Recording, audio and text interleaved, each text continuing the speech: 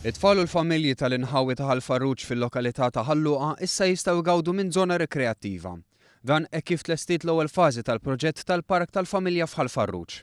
Żona li qabel kienet mitluqa issa għandha passaġġi minn bandli tal-ogħla kwalità, reservoirs għaż-żamma tal-ilma, bankijiet, dwalli jxellu bl-LEDs matul il-lejl, imwiegħed biex isir picnic area, aċċess għal persuni b'diżabilità, fences, ħitan, kanċelli u spazju tajjeb għal parkeġġ.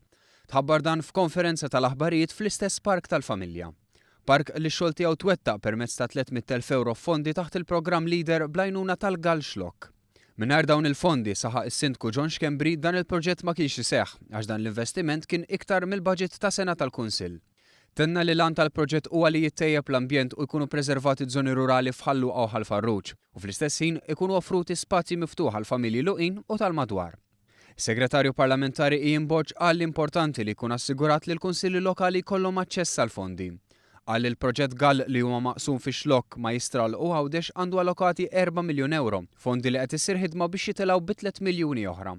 Min-naħa tiegħu is-Segretarju Parlamentari Stefan Buontempo qal li jemmen li l-proġetti tal-Kunsilli Lokali għandhom ikunu mmexxija b'mod ċentrali biex ma jintilfux fondi Ewropej u fl-istess ħin ikomplu jissebħu l-bliet u l-irħula Maltin.